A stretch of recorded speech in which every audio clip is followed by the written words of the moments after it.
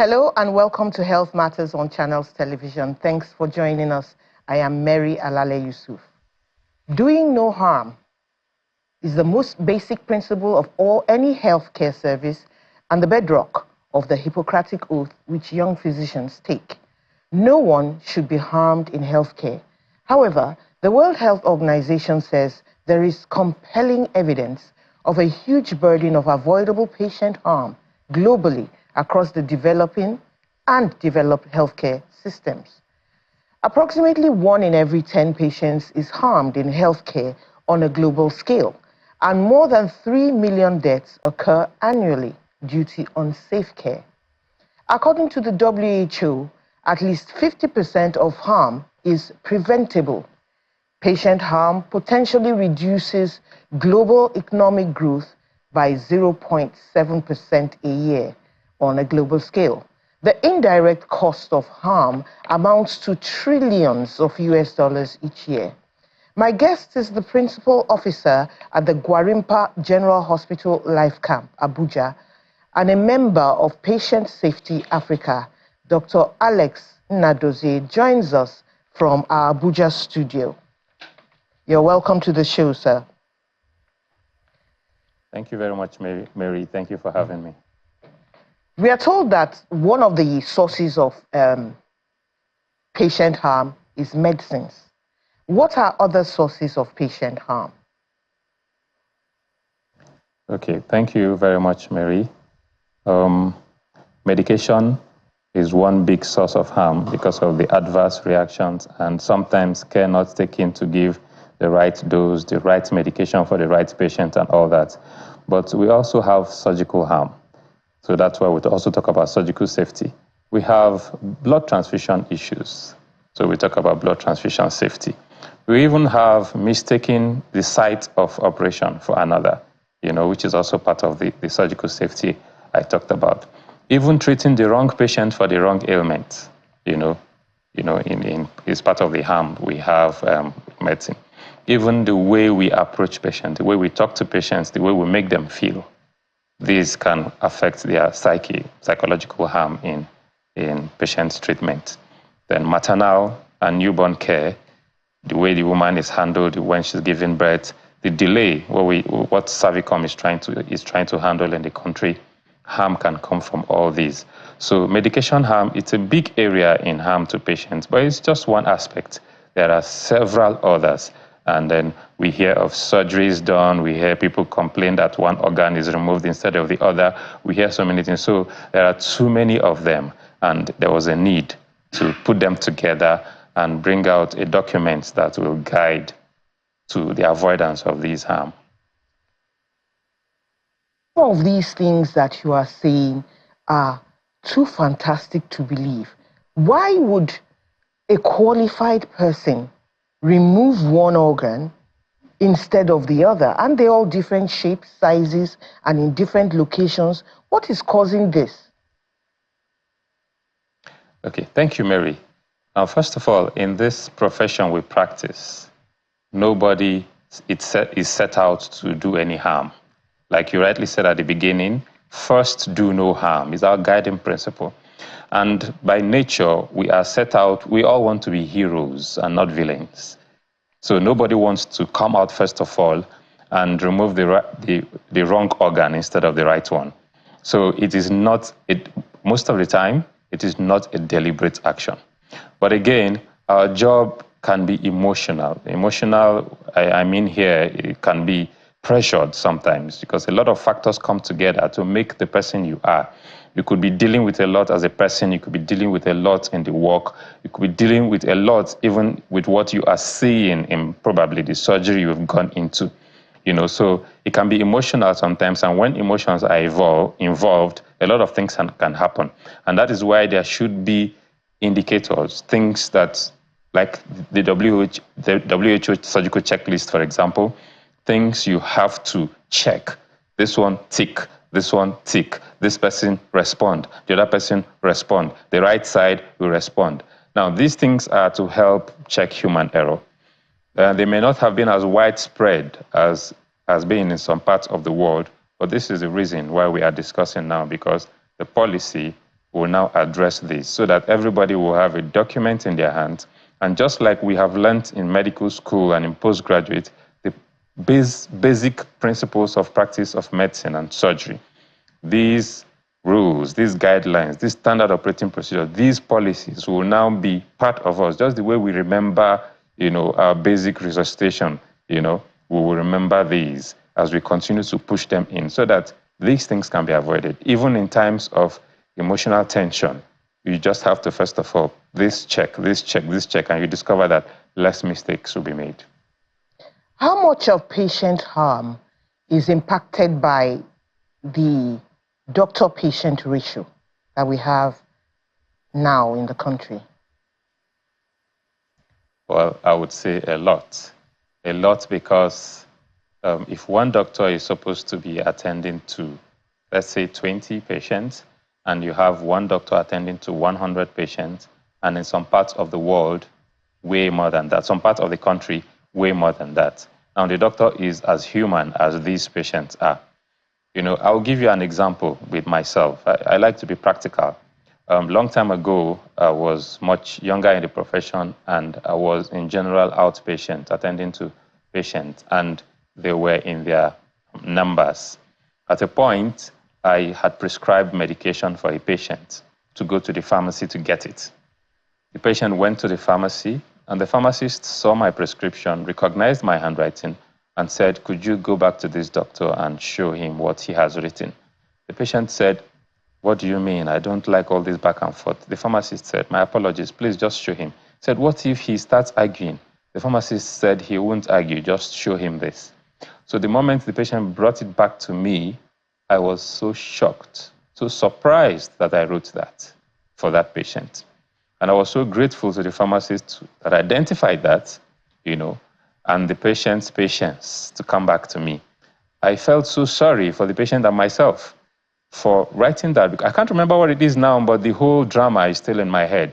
And that could come from a lot of pressure. Probably you may even be prescribing a prescription for the patient that just left or 2 patients ago. So it's a lot of work, a lot of pressure on medical professionals to have to deal with so many people at the same time, with so many problems, with so many health issues, and then with your own issues, coming to bear. So it is important that that ratio will be looked at. And we also considered this in preparing the document, the National Patient Safety Policy document that was launched on Tuesday this week. We considered health worker safety as well. This psychology of the health worker, the person of the health worker should be put in place. Because sometimes when you talk about patient safety, the health worker who is bearing a lot of burden and who is expected to be 100%, will be wondering, is this an attack to my person? Okay, let me just ask. Possibly. Okay. Is the mental health of the practitioners, included in that document? Very well so. It is. What you were just describing now, it's a wonderful example of interprofessional collaboration. That's, collaboration between colleagues, which, has been a problem for a long time in our country. We've seen it, in the strikes and the warning documents flying up and down over the years. Is there a plan to deal with work and collaboration between different cadres of health workers, different types of health workers, doctors, nurses, pharmacists, and all that? Because if they all come together and work as a unit, it will make the patients a lot safer, don't you think? I agree with you 100%, Mary. And we are worried, some of us are worried about the interprofessional rivalry, if I may put it that way, in the healthcare profession. And this will be well handled because recently, just before the launch of the National Patient Safety Policy, there was another committee set up by the Coordinate Minister of Health and Social Welfare that will look at regulation generally for public and private hospitals. And that committee is working right now, and something is going to come out. Because if you look at the regulations we have the Medical and Dental Council of Nigeria that regulates doctors. We have the Nursing and Midwifery Council of Nigeria that regulates nurses and midwives. And we have the Pharmaceutical Council, and we have that for the lab scientists, the physiotherapists, and what have you. Now, these regulatory bodies cannot come in and regulate the sister organization. The Nursing and Midwifery Council cannot come in and regulate the actions of the doctor. So it becomes difficult, and then doctors would like to protect doctors. Nurses would like to protect nurses, as it happens with every profession in the world. Lawyers would like to protect lawyers and what have you. And so it becomes like a divide and rule kind of thing where there's always, it is not my fault, it is that person's fault. But we've seen situations where we are better when we work together. The example I've given you, the pharmacist and me, it was an awesome experience I would never forget. And it started when I was quite young in the profession. And the example it gave me. I have continued to collaborate to work with my colleagues. A lot of the procedures a doctor would learn would be from being a house officer. A lot of the procedures the doctor would learn how to perform would have been learned from some matrons, and then other senior doctors, because the nurses are more and are on ground and know some of these procedures. And if you're humble enough, and usually the house officers are young people and these matrons are older, they will guide you like their own children, and you will learn. It does not take away the fact that you are a doctor, because you went to medical school and a lot of knowledge is within you. So with a little practical, you will soar. Okay, but that collaboration is just like in an office. If the staff are fighting, what is happening to those who have come, who are clients? They say when two elephants are fighting, the grass suffer. So when you are there trying to prove that this is my area and that is your area, where is the patient's area? Because the reason why we're all together in the hospitals is because of the patients. Without the patients, we won't have our jobs, So let me ask you, let me ask you, sorry to butt in. There are some things we cannot ignore, some things we cannot escape from. We need more health workers. What is to be done about this deficit? Now, I can't speak for the people responsible for helping with this deficit, but I can say that you are very correct with the fact that we need more health workers and it's affecting our system. We've heard that the schools will be expanded for more health workers to be trained. Expanding the schools for more health workers to be trained, you have to take into consideration the trainers themselves. We had schools where you would have 200 to 300 to 400 medical students in a class being lectured by one lecturer. How many people are going to learn?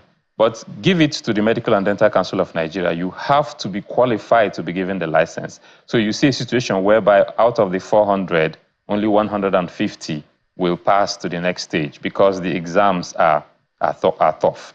So when you expand and get more people, how many will qualify if the same standard is maintained? Now, if you're expanding, you have to expand everything. You have to expand your classrooms. You have to expand the trainers. You have to expand everything. Now, if the trainers are already leaving the country themselves, how do you expand, to get more of these people? So there are the push factors that is making a lot of people leave, and less of the pull factors that will bring people back. So it's a very difficult situation to say how we can expand to reduce or to improve the doctor-patient ratio. The nurses, people don't talk much about nurses, but a lot of nurses are being pushed as well, and other healthcare workers. So it is difficult for somebody like me sitting on the side of those whose colleagues are actually leaving, who are bearing because I have less time for myself than I used to have now, because I want to be available to deliver. Like I said, everybody wants to be a hero. You want, when everything is ticked, to say that your job was well done. So it's a very difficult question you've asked me, and I'm so sorry I cannot give you a 100% answer to that, how we can improve our doctor-patient ratio. What you have said is answer enough. What you have said is answer enough. But I have to cut in here and take a short break. When we come back, we'll speak more about the patient safety policy document. Please stay with us. Welcome back. It's Health Matters on Channels Television, and we're talking about improving patient safety with Dr. Alex Nadozie. If you want to call with questions, the number is 0808-054-2233, and you can send a message on X at CTV_Mary A, or send me a message to moalale@channelstv.com. Now, Dr. Nnadozie, many have been aware for some time that something really needs to be done to improve patient safety. You are a member of the committee that brought out this patient safety policy document.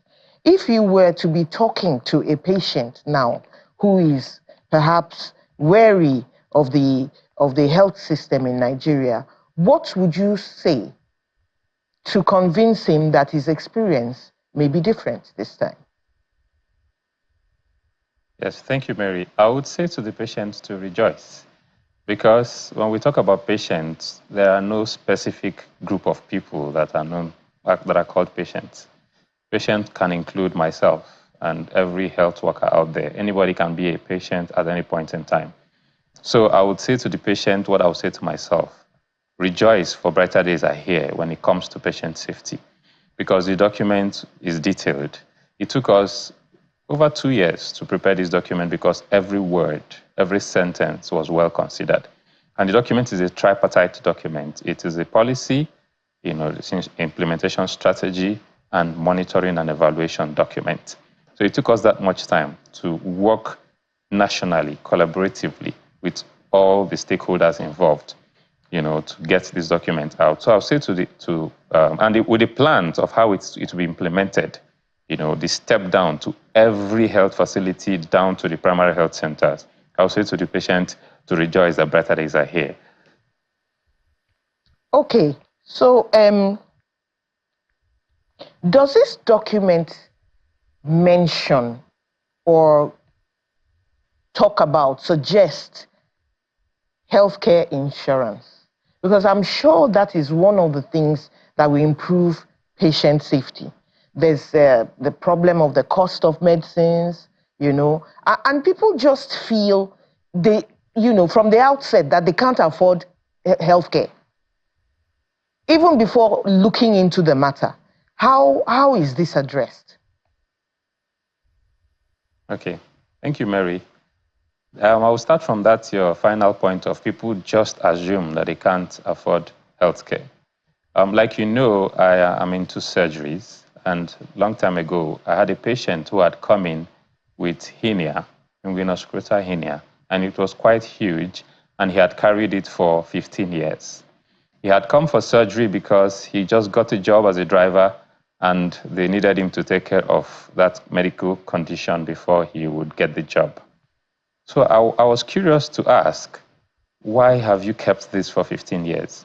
He said, I did not have the money to take it out. Then I asked further, how much was it? He said, I don't know, because he had not been to the hospital to even know what it would take to solve his problem. So that is the big problem we have. A lot of people would just assume that I can't afford it and then stay back. But healthcare, especially in the public health institution, is not that expensive. In fact, it is really, really cheap when compared to the socioeconomic circumstances in Nigeria. And there are a lot of help. A lot of people are charitable and they look for trusted places to put money. So they come around and look for whose surgery to pay for. They look for whose admission fee to pay for. So if you're at home, assuming that it's too expensive for you, then you can't even get the help of those who come, because they don't go to homes to pay for your surgery. They come to the hospitals. So no matter how we feel about your finances, you have a health challenge, you need to get a diagnosis first and get a care plan first before you will now know that it is too expensive. And about the health insurance, we have a national health authority in place, which of course needs improvement. Now, not so many people are covered by this, and we advise for many people to want to be covered, because there are spaces for private packages. You have your private business. You can recently, the children of an elderly person in Abuja called me to know how they can get their father enrolled in a certain health insurance. He is retired. How does he get health insurance? And then I spoke to an HMO, and they said, of course, we have a package for that. So unfortunately, there's not much information out there, because this man, when I was speaking with him, said insurance companies have dealt with me in this life. I don't want to get involved. I said, this is a health maintenance organization, and look at their package. It's well spelled out. It's in their leaflets. So you look at it, this package, the medium package, the gold package, and then you look at it and choose which one works for you. So for everyone, there is a package. And just like insurance works, it's about putting in little money into it monthly or annually, and then when you have a health challenge, you can walk in and get something done and work out. So all we want, and I heard some time ago, the National Health Authority was getting people together, stakeholders from businessmen, from corporate bodies, to come together and have a discussion so that they will learn more how they can partake in this health insurance. Because it's like there is something available, but you need to go pick it up. Many people are not going to pick it up. Only those in the corporate world are enjoying it, because sometimes, like me, I don't even know how I pay for my health insurance because it is taken before my salary comes to me. So, but those who do private businesses, you have to go for it to get involved in it. And the health insurance, the way it is, will really work well. We need to improve upon it, especially what is covered and what is not, because I see people come to the hospital, they've not been to the hospital for a year or two, and eventually they have an issue, they come around, and then the next thing the HMO is telling them, it is not covered, this one is not covered. What is happening to all the money I've been contributing for years? I think the Health Insurance Authority has to work with these HMOs to make sure they are not cheating the populace. All right, let me ask you, improving patient diagnosis, improving diagnosis for patient safety. That's the theme of the World... for this year. Yes, of the World Patient Safety Day. And I want to ask, why was that important for this year? Yeah, thank you. Since the World Patient Safety Day actually started in 2019, there's been one theme after another every year, till eventually all areas will be covered. You talked about the collaboration of all medical professionals earlier, how we can work together. So this year we're focusing on the laboratories and what they do, so improving diagnosis for patient safety. Get it right, make it safe. We have reports. We have people who are married today, who have children with sickle cell anemia, whom did not know they had the AS genotypes. And some of them went to laboratories and got tested. I have a very serious example that I really don't like talking about, because it was a very trusted laboratory that did this test and gave these people the wrong test. So we are concerned about that. And this year, we're using this campaign this year to advise that all laboratories should be well regulated. We want many laboratories as we want many hospitals, because we have a large population in our country. If we have few health institutions helping, it won't do much. So we want them to proliferate everywhere, But the danger of that is that there will be a lot of quackery, and there will be a lot of those practicing substandardly. So we want regulation. There is what I think it's called the ISO class certification, that laboratories get. We want the regulatory bodies of the Laboratory Association of Nigeria and of the government side of it to make sure that anybody who is opening anything anywhere has the right certification, the right equipment, okay, let me quickly butt in. They've listed. In one or two words, just one or two words, because we have to close, can you tell us if a patient feels there's been negligence or harm, where do they report to? Thank you. Thank you very much. So the Federal Ministry of Health has what is called the Patient Safety Desk. Okay? The Patient Safety Desk, it was through that desk that we were all even gathered for the first time to work on this policy. And so this policy contains a feedback mechanism, because this policy addresses all the people involved in patient safety: the government, the MDAs, the hospitals, the health worker, the patient, the community, the patient families. So this policy provides for a feedback. Every hospital will have that feedback loop, have the patient safety desk in every hospital, a committee for patient safety, where they get feedback. It is not always for punitive measures. It is particularly for improvement. Okay. That feedback is provided for in this policy for Okay, every Dr. hospital, and then Nadozie, the monitoring and evaluation team will pick it from there. I really have to stop you there. This has been very interesting, and you've made a very compelling case for patient safety. Thank you so much. And thank you so much for coming on the program. Thank you, Mary. Thank you. Thank you for being with us today. Have a wonderful day. I am Mary Alale Yusuf.